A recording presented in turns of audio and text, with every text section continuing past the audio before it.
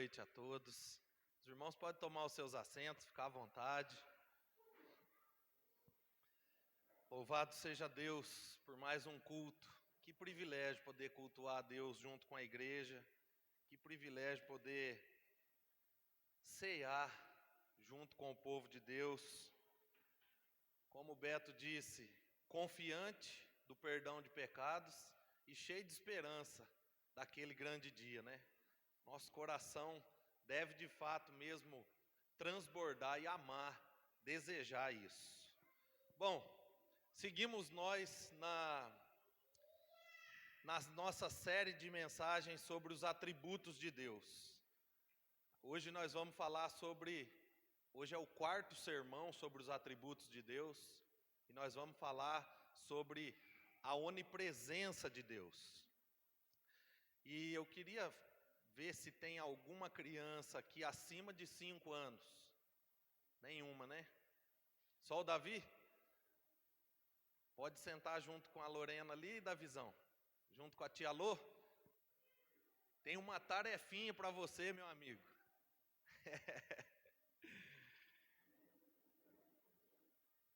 Então, Davizão, agora é contigo. Deixa eu te falar como é que vai funcionar. Pode ser? Vamos ler. Eu vou ler um salmo que está escrito aí. Você presta atenção, tá bom? Versículo 7 do Salmo 139. Podem abrir também, irmãos, que depois nós vamos ler o salmo. Mas eu só vou falar com o Davi ali para que ele fique ligado. Versículo 7 do Salmo 139 diz assim: Para onde poderei eu escapar do teu espírito? Para onde fugirei eu da tua presença? Davi, essa é a fala do teu xará, de Davi, o rei Davi. Nesse salmo, o rei Davi, ele está se perguntando se existe possibilidade dele fugir de Deus, dele ficar em algum lugar onde Deus não esteja. Beleza?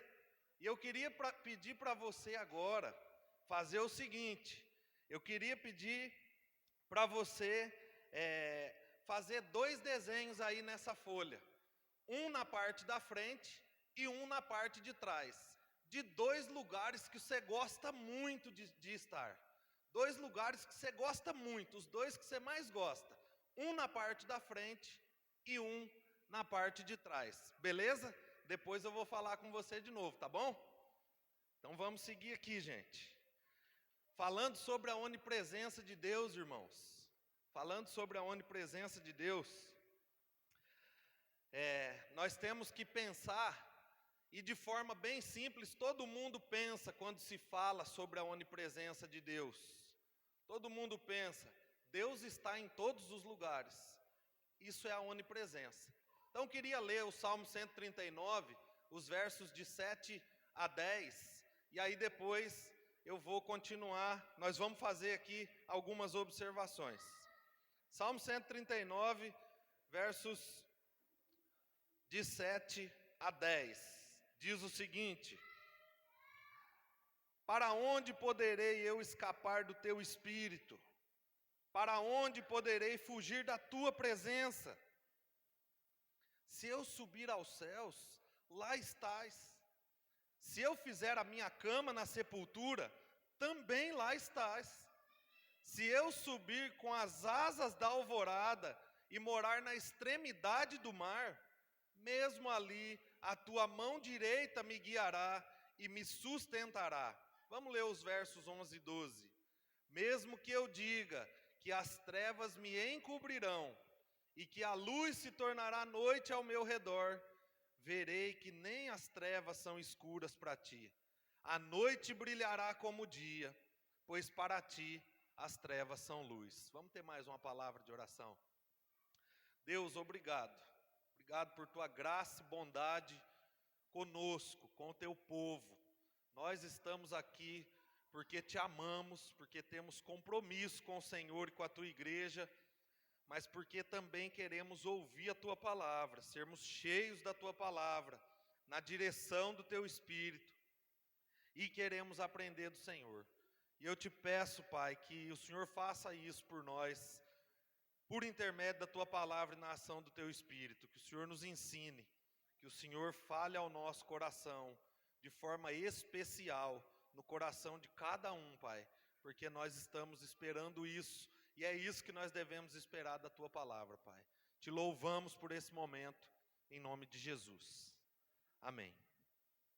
Então, irmãos, como eu disse, a onipresença de Deus, e na semana passada foi falado sobre a eternidade de Deus.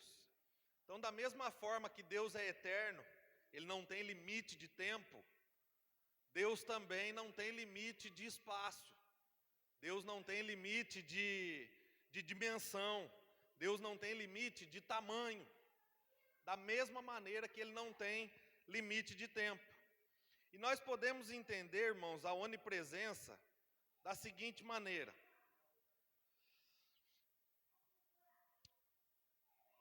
Deus não tem tamanho e nem medidas específicas, né? Ele não pode ser medido, como eu e você podemos, né? Largura, altura.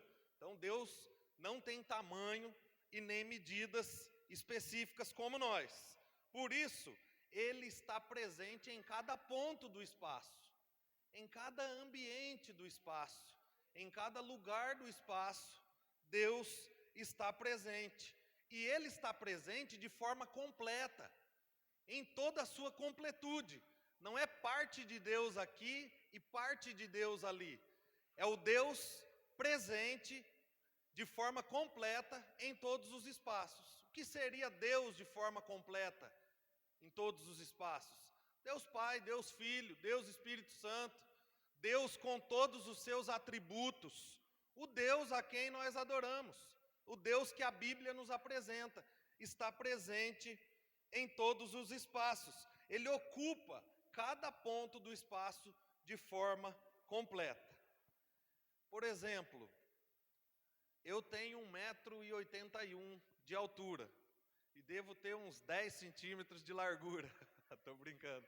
Eu devo ter pelo menos uns 60 centímetros de largura. Então, se tiver um espaço de 1,50 m com 30 centímetros de largura, só vai caber parte do Lucão lá dentro. Não vai caber o Lucão todo ali dentro, só vai caber parte do Lucão ali dentro, porque o Lucão tem 1,81 m e pelo menos 60 centímetros de largura. Só que Deus não.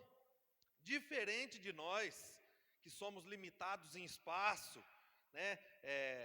Tanto em caber em alguns espaços, quanto em preencher outros espaços, quanto em conseguir estar em alguns espaços ao mesmo tempo, nós somos limitados, nós não conseguimos caber em alguns, não conseguimos preencher outros e não conseguimos estar em dois ou mais ao mesmo tempo. Então nós somos limitados, mas Deus não. Deus, Ele está em todos os espaços, em todos os lugares, dos maiores aos menores, e está de forma completa, como eu disse, em todo o seu ser, Pai, Filho e Espírito Santo, e com todos os seus atributos. Deus está ali presente. Então a onipresença, para a gente ter agora uma breve definição, ela trata-se de que Deus está em todos os lugares ao mesmo tempo, com todo o seu ser, com todos os seus atributos, mas agindo de formas diferentes. Então Deus não está agindo agora aqui da mesma maneira que Ele está agindo em outros lugares. Ele está agindo também, presente em outros lugares, mas agindo de outras formas. E eu estou dando essa breve introdução, porque agora nós vamos ver como é que a Bíblia nos ensina isso. Como é que a Bíblia nos mostra esse Deus presente em todos os lugares ao mesmo tempo, de forma completa e agindo de formas diferentes. Mas antes, eu queria lembrar o Davi. Está tudo certo aí, Davi? Está dando certo os desenhos? Então beleza, daqui a pouco eu vou até você de novo. Então, irmãos, nós vamos ver agora que Deus está presente em todos os lugares com todo o seu ser, Pai, Filho, Espírito Santo e todos os seus atributos. O Salmo 139 que nós lemos agora, nós vamos dar uma relida nele e pensar algumas coisas sobre ele. Para onde poderei eu escapar do teu espírito? Para onde poderei fugir da tua presença? Se eu subir aos céus, lá estás. Se eu fizer a minha cama na sepultura, lá também estás. E se eu subir com as asas da alvorada e morar na extremidade do mar, mesmo ali a tua mão direita me guiará e me sustentará. Então, irmãos, embora haja outros textos que falem sobre a onipresença de Deus, esse aqui, com certeza, é o mais conhecido e o mais usado para falar desse assunto. Salmo 139, ele vai expressar para nós uma reflexão de Davi, em algum momento da sua vida, em algum momento da sua jornada, que o leva a pensar sobre quem é Deus. Ele é um salmo poético, né? Quando a gente lê o Salmo 139, a gente consegue ver pessoalidade, é um salmo pessoal, é um salmo que expressou pensamentos e sentimentos profundos de Davi a respeito de Deus. Mas ele também é um salmo que expressa uma beleza muito grande a respeito de quem é Deus. Então, talvez, nesse momento específico da vida, da jornada, da caminhada de Davi, ele tenha sido levado pelo próprio Deus, pelo próprio Espírito, a pensar a respeito de Deus, a pensar a respeito sobre quem é Deus. E ele pensa, consequentemente, sobre quem é Deus, pensando em seus atributos. Um Deus que conhece tudo. Então, um Deus onisciente, um Deus que está em todos os lugares, um Deus onipresente, e um Deus que pode tudo, um Deus onipotente, um Deus que governa tudo, um Deus soberano. Então, Davi, ele expressa aqui os atributos de Deus, como ele enxergava Deus, como ele via Deus, talvez até como Deus se revelava a Davi. O Salmo é uma maneira muito pessoal da expressão de Davi a respeito de quem é Deus. E aí dos versos de 7 a 10, que foram os que nós lemos aqui, do Salmo 139, Davi vai chegar a uma conclusão.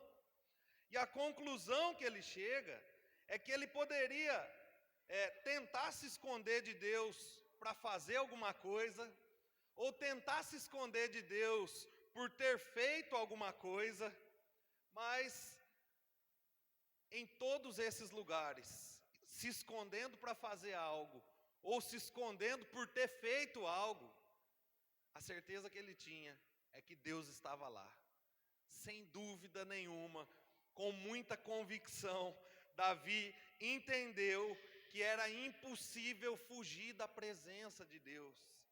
Era impossível escapar da presença de Deus. Imagina então Davi, em algum momento da sua vida, pensando: será que eu posso escapar da presença de Deus? Será que é possível eu fugir da presença de Deus? No versículo 7, parece que ele está pensando dessa forma: para onde poderei escapar do teu espírito? Para onde poderei fugir da tua presença?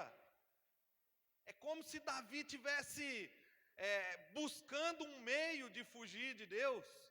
É como se talvez o momento não fosse tão bom assim, tão oportuno para estar na presença de Deus aos olhos dele. E para onde eu posso escapar? Mas à medida que ele pergunta, conhecendo a Deus, ele mesmo já responde. Versículo 8: se eu subir aos céus, lá estás. Se eu fizer a minha cama na sepultura, lá também estás. Se eu subir com as asas da alvorada e morar na extremidade do mar, mesmo ali, a tua mão direita me guiará e me sustentará. Ou seja, a conclusão que Davi chega é: Senhor, é impossível fugir da tua presença. Senhor, é impossível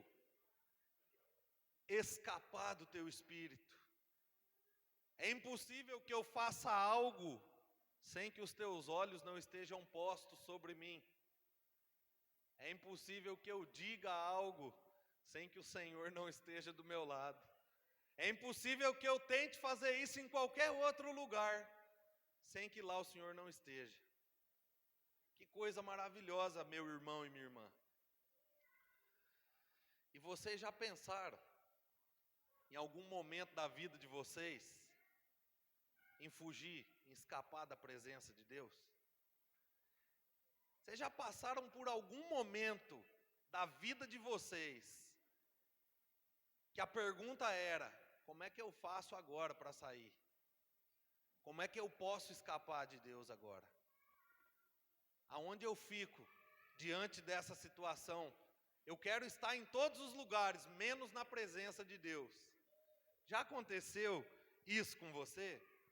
Ao ponto de fazer mesmo a pergunta, igual Davi, como que eu posso escapar da tua presença? Como que eu posso fugir do Senhor?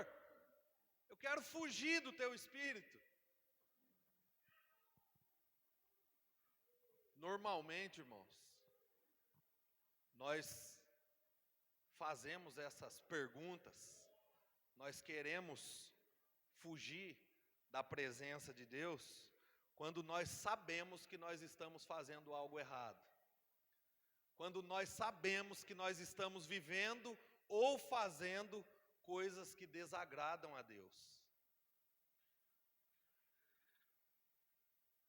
E por causa de estarmos dessa maneira, e querermos viver distantes da presença de Deus, fugirmos da presença de Deus, nós não só pensamos que podemos fugir da presença de Deus, mas nós também pensamos que podemos ocultar os nossos erros, esconder os nossos erros de Deus. É por isso que nós, muitas vezes, queremos fugir, queremos escapar da presença de Deus. É porque nós sabemos que em algumas áreas da nossa vida, em alguns atos que temos tido, em alguma maneira em que temos nos achegado, até mesmo ao próprio Deus, nós estamos desagradando a Deus. E quando desagradamos a Deus, o mais perto que nós queremos estar dele, é longe. Está na natureza humana. Isso está impregnado no homem. O homem, por causa do pecado, ele deseja viver distante de Deus. Ele anseia viver longe da presença de Deus. E esses erros que eu estou dizendo aqui, que talvez nós tenhamos cometido em alguns momentos da vida, e pensamos em escapar da presença de Deus, ele tem endereço, ele tem nome, é pecado. O pecado faz com que a gente deseje viver longe de Deus. Foi assim desde o começo. Leiam comigo aí Gênesis capítulo 3, versículo 8. Desde o princípio, o homem quis fugir de Deus por causa do pecado, exclusivamente. O homem quis viver longe da presença de Deus por causa do pecado. Gênesis capítulo 3, versículo 28. Não está pegando? Gênesis 3, versículo 8, perdão, gente. Gênesis 3, 8. Diz o seguinte: ouvindo o homem e sua mulher, os passos do Senhor Deus que andava pelo jardim, quando soprava a brisa do dia, esconderam-se da presença do Senhor Deus entre as árvores do jardim.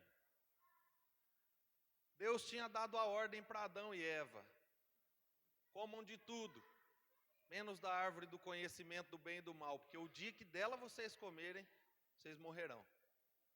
Eles comem. persuadidos pela serpente, por Satanás, pecam contra Deus. E à medida que o pecado acontece, o desejo de viver longe de Deus já vem dentro da mochila do pecado. Vem junto. Desejo de viver longe de Deus. Vergonha de Deus. Talvez medo de Deus. Mas a questão é que o pecado é a causa que nós desejamos viver distante da presença de Deus. Não existe outra coisa que nos afasta de Deus. Só o pecado. Só o pecado. Mais nada. Mas o pecado sim. Então, por um instante, Adão e Eva acharam que tudo poderia passar despercebido aos olhos de Deus. Acharam que Deus poderia não ter visto aquilo que eles fizeram. E aí então eles se escondem da presença de Deus. Com medo da punição, iam ser punidos por causa do pecado, com vergonha por ter desobedecido, ou não, ou pelo simples fato de não querer mais estar na presença de Deus, por causa do pecado. E quantas vezes nós, irmãos, também agimos dessa mesminha forma aqui, igualzinho Adão e Eva, como se Deus não pudesse ver, como se Deus não pudesse estar exatamente naquele momento em que nós cometemos os nossos pecados. Pecados ocultos, que os olhos humanos não veem. Pecados escondidos na última caixa do nosso coração. Quantas vezes nós agimos dessa mesma forma? Escapamos de Deus, queremos ocultar de Deus aquilo que está desnudado aos seus olhos. Talvez esse foi o contexto do salmista Davi. Talvez diante de um pecado específico, e nós sabemos que Davi, a Bíblia nos mostra alguns pecados de Davi, e talvez o mais conhecido por nós foi o adultério com Betseba, e talvez possa ter sido diante de um contexto de pecado grave de Davi. Talvez possa ter sido um momento em que Davi de fato pecou contra Deus, e ele tenta se esconder de Deus e faz a pergunta: e agora? Para onde poderei eu fugir do teu espírito? Para onde eu posso fugir da tua presença? Foi assim que aconteceu no livro de Jeremias, capítulo 23, e eu quero ler com vocês, Jeremias, capítulo 23. O povo ali, irmãos, estava prestes a sofrer uma punição severa de Deus por causa dos pecados que eles vinham cometendo. Então agora, Deus se dirige aos líderes do povo. Deus se dirige aos sacerdotes, Deus se dirige aos profetas, aos pastores do povo, porque eles eram responsáveis por conduzir o povo na adoração. Mas ao contrário disso, eles estavam conduzindo o povo à idolatria e a uma multidão de pecados. E aí então Deus chama a atenção deles agora e fala com eles.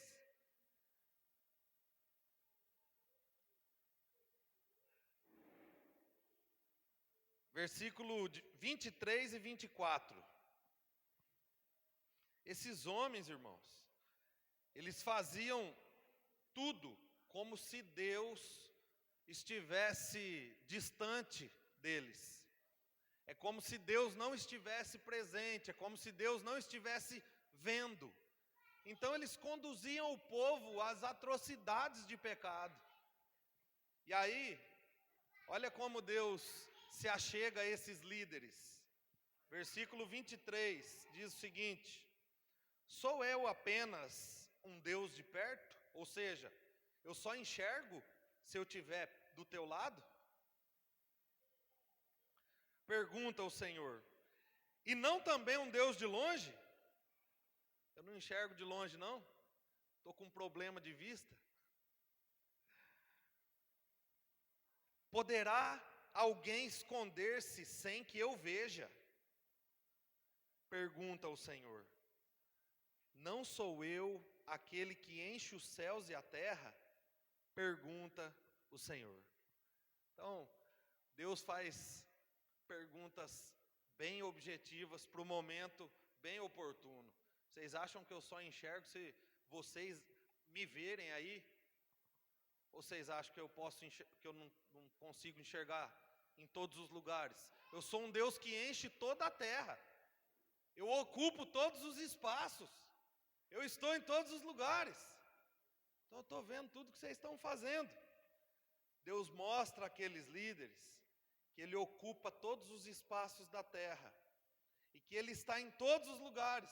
E por isso Ele estava vendo a conduta daquele povo e principalmente a conduta daqueles líderes. Como aqueles líderes estavam conduzindo o povo à idolatria e ao pecado. E aí, irmãos, eu retorno. Se você já pensou em se esconder da presença de Deus, como eu disse, talvez esse também tenha sido a causa, o pecado. Talvez o pecado, meu irmão e minha irmã, o nosso pecado, o meu e o de vocês, é a maior causa de nos levar a querer viver longe de Deus, em querer nos escondermos da presença de Deus. Porque Deus não tolera o pecado, nós sabemos disso, a Bíblia fala isso, do princípio ao fim, Deus pune pecado, pune pecador. E por causa do pecado, nós amamos mais o pecado e menos a Deus. Por causa do pecado, nós queremos ser senhores da nossa vida e não queremos nos submeter a Deus. Então é incompatível, não tem como. Se estivermos vivendo no pecado, amando o pecado, automaticamente, e isso, irmãos, eu queria estar errado, mas a Bíblia nos mostra isso. Nós vamos querer viver longe de Deus. Nós não vamos querer estar perto de Deus. O apóstolo Paulo, ele diz que não há comunhão nenhuma entre luz e trevas. E é exatamente isso. Entre pecado e santidade. Entre pecado e santidade. Entre nós, pecadores e desejosos do pecado, tendo prazer no pecado, e um Deus santo. E talvez, irmãos, a maneira de fugir da presença de Deus, de muita gente,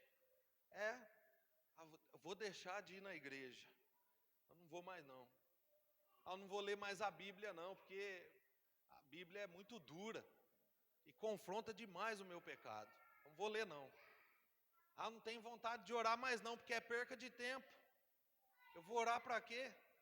Se eu posso fazer tudo que eu quero, do jeito que eu quero, para que eu vou orar? Essas são maneiras práticas, eu estou dizendo aqui, que nós temos o hábito de tentar fugir da presença de Deus. Só que é frustrado demais essa tentativa, irmãos. Vocês se lembram da oração que Salomão faz em 1 Reis, capítulo 8, versículo 27? Olha o que é que Salomão fala. Salomão tinha acabado de concluir o templo. Estava acabando de concluir o templo. E aí diz o seguinte, versículo 8, aliás, capítulo 8, versículo 27.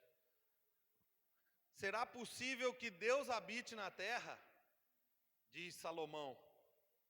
Os céus, mesmo os mais altos céus, não podem conter-te, muito menos este templo que construí. Não há espaço que contenha a Deus.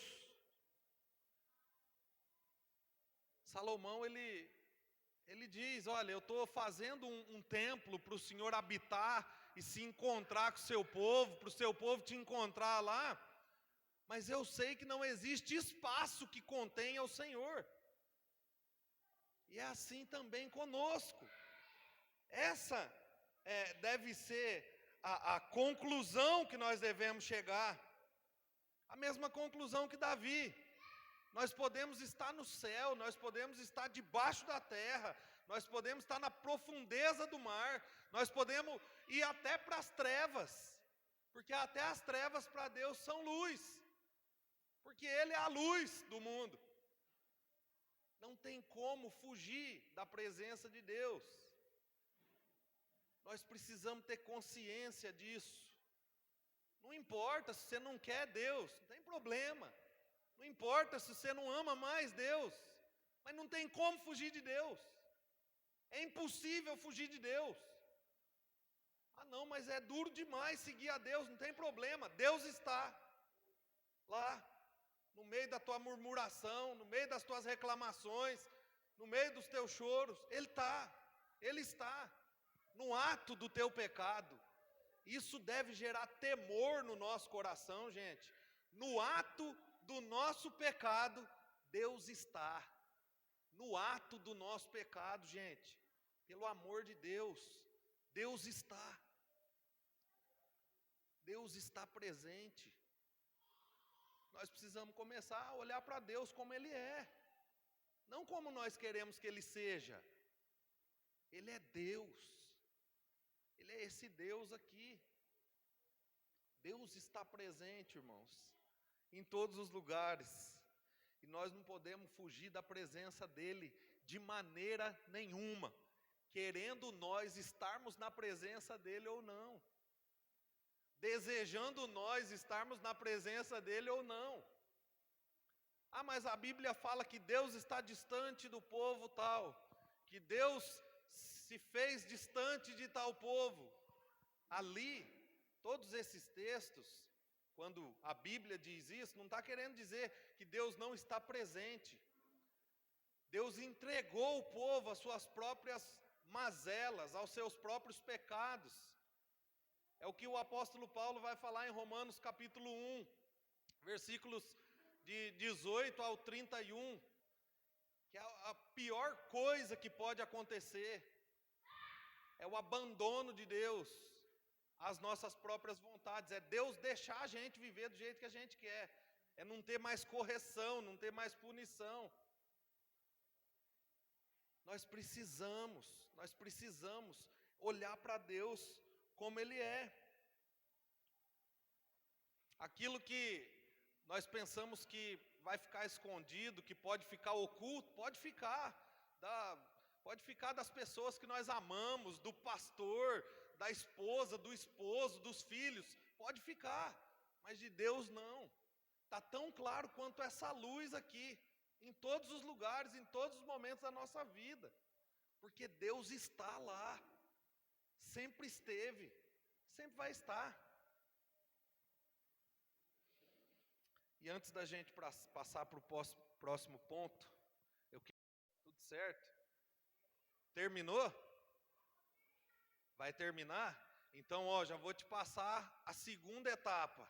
A hora que você terminar os 2 desenhos, que você conseguir terminar aí, eu vou pedir para você desenhar você, teu pai, algum amiguinho, no lugar que você mais gostaria de estar dos 2, certo? Aí vai ser em um só. Sabe por quê? Porque nós só podemos estar em um lugar, só em um. Aí você vai escolher um, beleza? Você faz os 2, aí você escolhe um, aí nesse um você desenha você, teu pai, tá, os amiguinhos, beleza? Então tá jóia. Então nós vamos seguir aqui. Outra coisa que a Bíblia nos ensina, irmãos, sobre a onipresença de Deus, é que Deus está presente em todos os lugares com todo o seu ser, mas agindo de formas diferentes. E essa é uma questão muito importante para a gente entender, para a gente conhecer a respeito de Deus. É o fato de que, mesmo Ele estando em todos os lugares, Ele age de maneiras diferentes nos diferentes lugares em que Ele está. Por exemplo, em alguns lugares, Deus está presente para punir, para punição. E eu quero abrir com vocês aqui em Amós, capítulo 9, versículos de 1 a 4. Amós, se eu não me engano, é depois de Jonas. Está bem ali. Amós, capítulo 9, versículo 4, no Antigo Testamento, profeta Amós,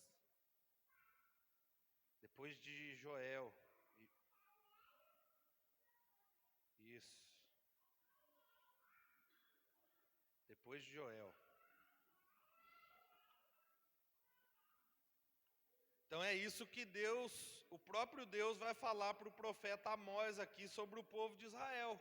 Que ele estaria lá com eles, mas estaria para puni-los. Estaria para punição. Versículos de 1 a 4. Amós, capítulo 9, versículos de 1 a 4. Diz assim: Vi o Senhor junto ao altar, e ele disse: bata no topo das colunas, para que tremam os umbrais, façam que eles caiam sobre todos os presentes, e os que sobrarem matarei a espada. Ninguém fugirá, ninguém escapará, ainda que escavem até as profundezas, dali a minha mão irá tirá-los. Se subirem até os céus, de lá eu os farei descer. Mesmo que se escondam no topo do Carmelo, lá eu os caçarei e os prenderei. Ainda que se escondam de mim no fundo do mar, ali ordenarei à serpente que os morda. Mesmo que sejam levados ao exílio por seus inimigos, ali ordenarei que a espada os mate. Vou vigiá-los para lhes fazer o mal e não o bem. Irmãos, Deus permaneceu presente com o povo de Israel. Estava ali, presente, porque Ele é onipresente. Mas Ele estava lá para puni-los por causa do pecado. Ele estava agindo exclusivamente para a punição do povo. Essa é a grande questão a respeito do inferno. E Deus pode estar no inferno? Muitos vão dizer que o inferno é a ausência de Deus, é a ausência do bem. Mas na verdade não. O inferno é um lugar onde o próprio Deus condenou pessoas para lá, Satanás e seus anjos. Então Deus também está punindo, eternamente punindo. É um lugar onde a bênção de Deus nunca vai ser exposta e nunca vai ser desfrutada, porque Ele está punindo e somente para punição. Porque se Deus não pudesse estar lá no inferno, agindo para a punição, com certeza Ele não seria onipresente. Ele teria uma limitação, mas Deus não tem nenhuma limitação. E Ele está agindo exclusivamente para a punição e eternamente, como a Bíblia diz, para a punição. Então essa é uma das formas que Deus age, punindo. Uma outra maneira que Deus age é sustentando. Deus está em outros lugares e em todos os lugares sustentando a criação, sustentando o funcionamento do universo, da criação. É o que o apóstolo Paulo vai afirmar em Colossenses, capítulo 1, versos 16 e 17. Texto conhecido, que fala de fato que Cristo é o sustentáculo da criação. É Ele quem sustenta todas as coisas. É nele que tudo existe e que tudo está firmado, que tudo está alicerçado. Diz o seguinte, versículos 16 e 17. Pois nele foram criadas todas as coisas nos céus e na terra, as visíveis e as invisíveis, sejam tronos ou soberanias, poderes ou autoridades, Todas as coisas foram criadas por Ele e para Ele. Ele é antes de todas as coisas e nele tudo subsiste. Então, Paulo está falando que Deus está sustentando o universo, sustentando toda a criação no verdadeiro alicerce, no verdadeiro chão firme, na verdadeira fonte, que é Cristo. A mesma coisa o autor de Hebreus vai dizer no capítulo 1, versículos 2 e 3. Ele diz o seguinte: nestes últimos dias, Deus falou por meio do Filho, a quem constituiu o herdeiro de todas as coisas e por meio de quem fez o universo. O Filho é o resplendor da glória de Deus e a expressão exata do seu ser, sustentando todas as coisas por meio de sua palavra poderosa. Mais uma vez, a Bíblia mostra que Deus está, agora, por meio do Filho também, sustentando o universo, sustentando toda a criação, sustentando todas as coisas. Então Deus, Ele está em todos os lugares, porém em alguns lugares Ele está punindo, em outros lugares Ele está sustentando, em outros lugares Deus está abençoando. No Antigo Testamento, Deus se fazia presente para abençoar o seu povo nas batalhas, no dia a dia, na adoração do povo, por meio da Arca da Aliança, por meio do tabernáculo, por meio do templo. E agora que Cristo vem, que Cristo veio, a bênção de Deus não está mais associada a um lugar, mas está associada a uma pessoa. Então a bênção de Deus agora, ela está associada à pessoa de Cristo. Então mesmo que Deus esteja presente para punir, para sustentar, Ele também está presente para abençoar. E agora por meio de Cristo, não está ligado mais a local, a ambiente, mas está ligado à pessoa e à pessoa de Jesus. É o que o próprio Jesus diz naquela conversa com a mulher samaritana, capítulo 4 do Evangelho de João, versículo 23. Ele está tendo aquela conversa, ela chega lá, ele não tem um pote para pegar água, ele fala com ela, eles entram numa conversa, e aí então, eles vão entrar na questão da adoração, porque Jesus confronta o pecado dela, porque ela não tinha um marido, e os 5 que ela teve não eram o marido dela, e aí então ela fala, mas nós samaritanos adoramos nesse monte aqui, e vocês judeus, lá naquele monte lá. E aí Jesus, então no versículo 23 fala, olha, no entanto, está chegando a hora, e de fato a hora já chegou, em que os verdadeiros adoradores adorarão ao Pai em espírito e em verdade. São estes os adoradores que o Pai procura. Então a adoração, a bênção de Deus da adoração, já não estava mais ligado a um local, a um espaço, mas estava ligado à pessoa de Jesus. E Deus também está presente para abençoar por meio de Jesus de outras formas. Capítulo 14 do Evangelho de João, versículo 23, acontece o seguinte: respondeu Jesus: se alguém me ama, obedecerá a minha palavra.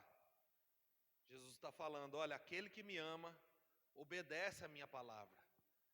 Mas tem uma bênção por aí, ó. O meu Pai o amará. Nós viremos a Ele e faremos morada nele. Por meio de Jesus, o Deus onipresente abençoa aqueles que obedecem a sua palavra, que creem no Filho de Deus, com a habitação de Deus nele, fazendo morada nele, por meio de Cristo. Em diversos textos do Novo Testamento, nós vamos observar as bênçãos de Deus por meio de Cristo. E no Antigo Testamento nós vamos ver Deus abençoando o seu povo. Em alguns momentos, Deus abençoando um povo que está vencendo uma batalha, e Deus punindo o outro, que está perdendo a mesma batalha, lutando no mesmo campo de batalha. É bênção de Deus e é punição de Deus. Então a questão aqui, irmãos, é que Deus de fato está em todos os lugares, com todo o seu ser, só que agindo de formas diferentes. Em alguns lugares ele vai agir punindo, em outros lugares sustentando, em outros lugares abençoando. Essa é a questão. Irmãos, isso significa que seja como for, nós jamais estaremos sozinhos. Ele está conosco. Sabe aquela sensação de solidão? Nós não precisamos ter, nós vamos ter, porque nós somos seres humanos. Mas nós não precisamos ter, porque Ele está conosco. Deus está conosco. Não sou eu que estou, não é o Levi, não é ninguém, não são esposas, filhos, o próprio Deus está conosco. Sabe quando nós nos sentimos sozinhos, esquecidos, abandonados? Deus está conosco. Sabe quando nós estamos fracos? Deus está conosco. Sabe quando a tristeza nos pega? Quando o desânimo alcança o nosso coração? Deus está conosco. Ele está conosco. A Bíblia diz que Ele é Emanuel, Deus conosco. Ele nunca nos abandonará. Promessa de Deus. Nunca os abandonarei, jamais os desampararei, diz o Senhor, a Bíblia fala. Deus está conosco nos vales mais escuros e nas noites mais longas que nós enfrentamos. Ele está conosco nas dores mais profundas da nossa alma. Deus está. Ele é Deus presente. Nós não podemos esquecer disso, senão nós não vamos desfrutar desse Deus. É por isso que Ele nos deixou a sua palavra. É por isso que Ele permite momentos como esse aqui de culto, de ensino, para que a gente o conheça. É como se eu chegasse no Serginho e perguntasse para ele sobre pneu, e o Serginho não soubesse me responder. Por quê? Porque eu não quis aprender. Mas como que você quer trabalhar com pneu se você não quis aprender? Somos nós. Nós somos cristãos. Nós somos o povo de Deus, conhecidos no mundo inteiro como o povo do livro preto. Nós precisamos conhecer esse livro preto e o Deus desse livro preto e amá-lo acima de todas as coisas e andarmos com os pés firmes nele.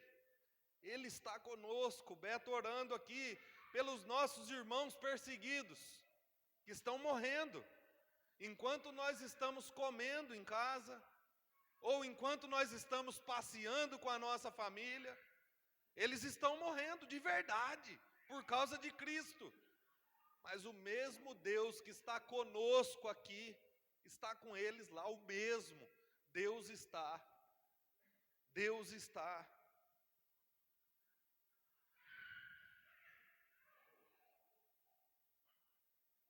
Capítulo 1 do Evangelho de João, e é interessante como que nós somos especialistas em abraçar a solidão, em querer estar sozinho mesmo, em alguns momentos, em outros momentos, em pensar que ninguém pensa em nós e que ninguém quer saber da nossa dor e da nossa luta e do nosso sofrimento.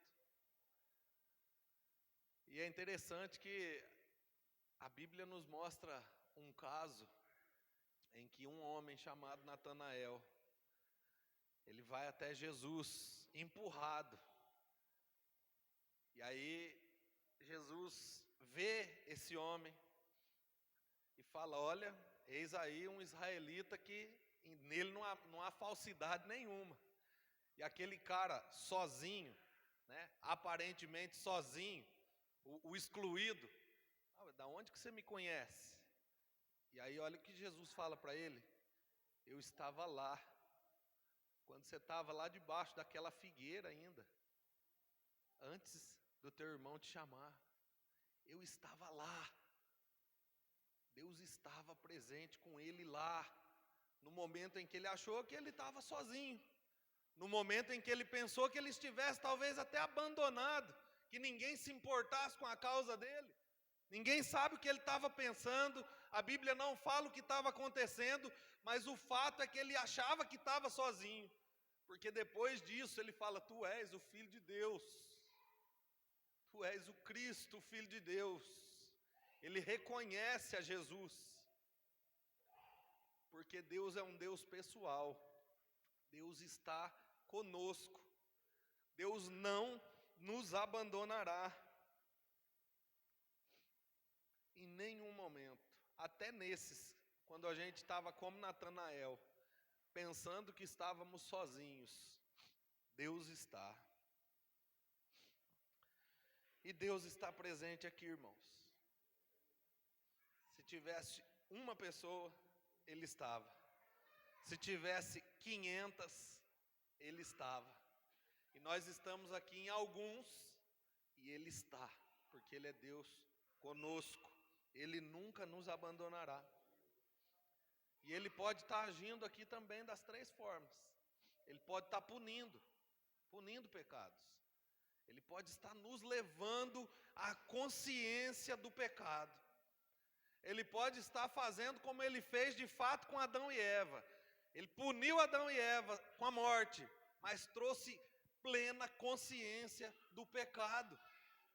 Talvez Deus possa estar fazendo isso aqui hoje por meio do seu Espírito, trazendo convicção, consciência de pecado, irmãos. E isso é uma bênção, isso é uma dádiva de Deus. Reconhecer pecado é só para quem é crente mesmo, para quem é salvo em Jesus. É impossível que um ímpio reconheça pecado e se arrependa do seu pecado. Só um crente salvo por Jesus Cristo, com um novo coração, pode reconhecer pecado. Talvez Deus está nos fazendo reconhecer pecado aqui hoje. Talvez Deus está nos levando ao arrependimento, na marra. Talvez Ele está nos arrochando no último, mas nos faz enxergar. Nos faz enxergar. Talvez, irmãos, Deus também esteja presente aqui, sustentando, nos sustentando, assim como Ele sustentou e continua sustentando toda a criação até hoje. Mas sabe para quê?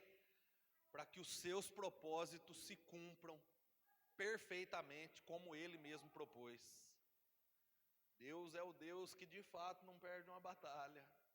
Deus é o Deus que de fato nada sai fora do seu controle, e por isso Ele sustenta todas as coisas para o louvor da sua glória. E é bem como no meio daquele contexto de devastação que o povo de Israel estava vivendo, lá em Lamentações, texto conhecido, capítulo 3, versículo 21 até o 23, ali em Lamentações, Jeremias vai, vocês não leram ainda, leiam. Jeremias vai expressar a situação que o povo estava, depois que a Babilônia tinha ido lá e devastado tudo, metido fogo em tudo. Ele vai falar da pobreza, ele vai falar de gente morrendo, de mães comendo filhos, carne humana, porque não tinha nada, a devastação era total. E aí, porque Deus sustenta todas as coisas, olha o versículo 21. Todavia, lembro-me também do que pode me dar esperança. Graças ao grande amor do Senhor, é que não somos consumidos, pois as suas misericórdias são inesgotáveis. renovam-se a cada manhã, porque grande é a sua fidelidade. Porque Deus estava sustentando todas as coisas. Só pelo simples fato de que Deus está presente, sustentando. Porque Deus tinha um propósito na vida do povo dele. E Deus então estava sustentando aquele contexto que aparentemente era devastação, era destruição. Mas para que os propósitos dele se cumprissem e para que o povo pudesse desfrutar da bênção de Deus por meio de Jesus. E sem dúvida nenhuma, irmãos, Deus está e pode estar aqui presente, abençoando a nossa vida, da mesma forma que Ele abençoou o seu povo, durante toda a história, desde o primeiro dia da criação, com a sua presença. Ele pode estar fazendo aqui a nós, por meio de Cristo. O Deus presente nos abençoa de algumas formas, e Ele pode estar nos abençoando hoje aqui de algumas formas. Primeiro, aquele pecado que Ele puniu e pode ter trazido confiança, Ele perdoa. Nós podemos estar recebendo a bênção, a dádiva do perdão de Deus por meio do sacrifício de Cristo. Romanos capítulo 5, versículo 8, diz que Deus demonstra seu amor por nós. Cristo morreu em nosso favor quando ainda éramos pecadores. Irmãos, isso é uma bênção de Deus. É uma bênção de Deus. Bênção de Deus não é dinheiro, irmãos. Pode ser também, mas não é. Bênção de Deus não é bem material. Bênção de Deus não é fuzuê no meio da igreja. Bênção de Deus é perdão de pecados por causa do sangue de Cristo. Isso é bênção de Deus, porque é bênção eterna. Não é bênção passageira. Não é bênção que se esvai por um tempo. Não é bênção que está suscetível ao tempo. É bênção eterna. Bênção de Deus na nossa vida. Nós precisamos amar o sacrifício de Jesus. Nos lembrar desse sacrifício com zelo, com temor, com tremor. É isso que gera santidade em nós. Santidade não é 20 horas de jejum e nem 30 horas de oração. É consciência de quem é Cristo e do que Ele fez por nós. Aí sim, nós vamos conseguir viver uma vida em santidade. Porque senão, irmãos, nós não vamos passar de fariseus dentro da igreja evangélica, cumprindo rituais cegos, humanos, mas não desfrutando da bênção de Deus. Mas a bênção de Deus está no nosso meio, porque Cristo morreu em nosso lugar, quando nós ainda éramos pecadores.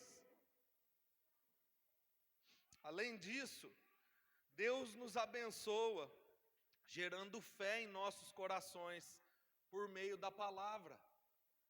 Romanos capítulo 10, versículo 17. A fé vem por ouvir a mensagem, e a mensagem é ouvida mediante a palavra de Cristo. Efésios 2, 8. Vocês são salvos pela graça,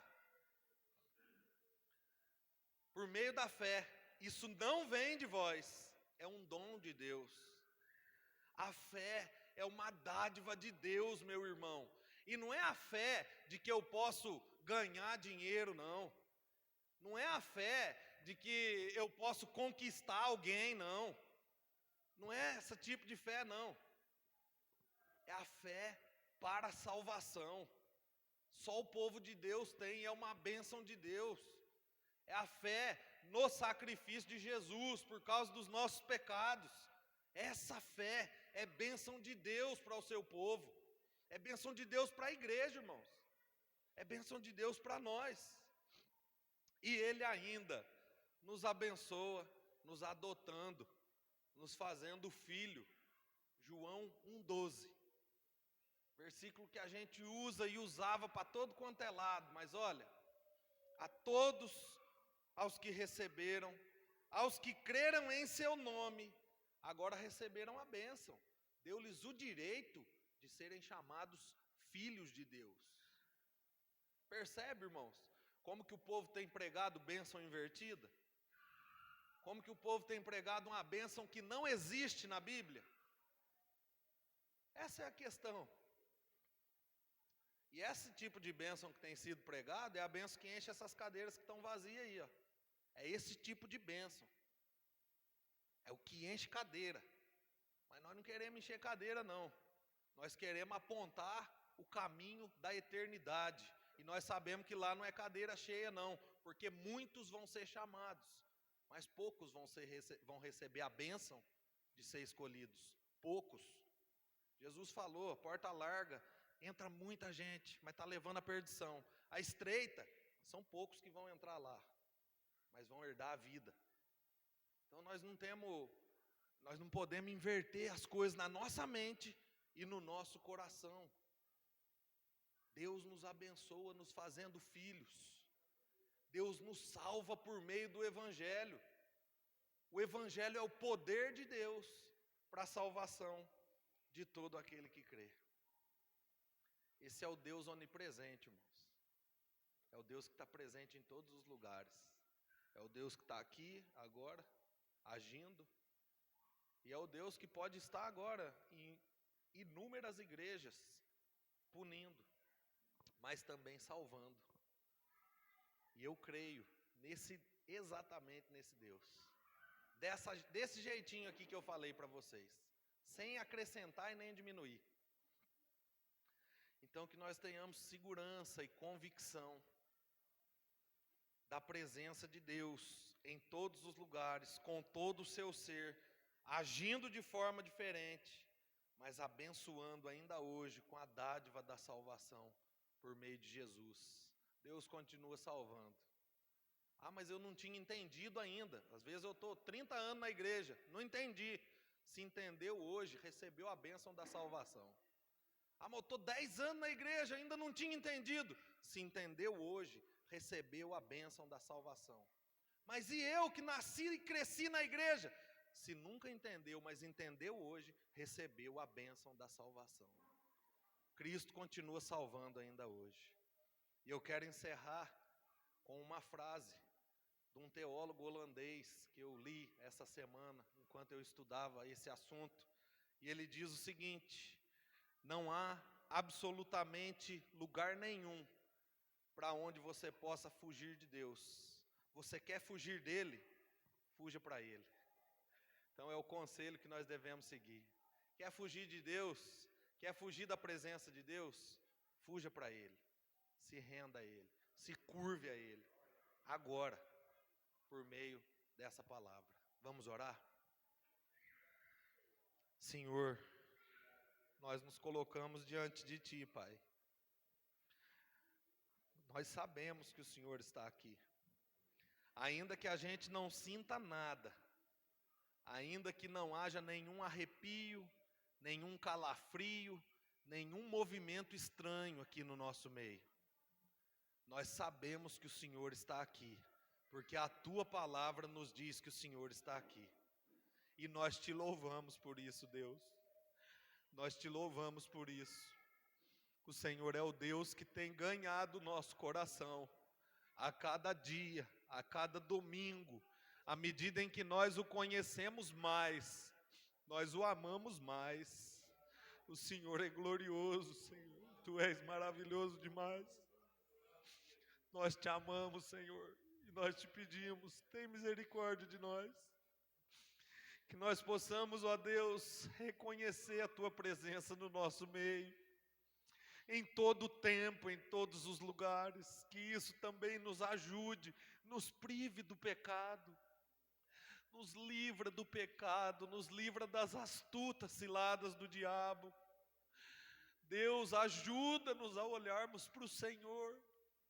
Deus, nos momentos de crise, de confusão, de medo, que nós possamos nos lembrar que o Senhor está conosco e que nós possamos dar um passo só e olhar: Deus, Tu és comigo, tem misericórdia de mim, Deus, coloque essa palavra no nosso coração. Ajuda-nos a aplicarmos ela no nosso dia a dia. Ajuda-nos, ó Deus, a vivermos uma vida, de fato, como se o Senhor estivesse do nosso lado, assim como está em todo o tempo. Que a Tua glória, Senhor, seja vista através da nossa vida. E que nós possamos, ó Deus, amá-lo mais e mais. Que isso seja feito para o louvor da Tua glória. Muito obrigado, Senhor. Nós Te agradecemos em nome de Jesus. Amém.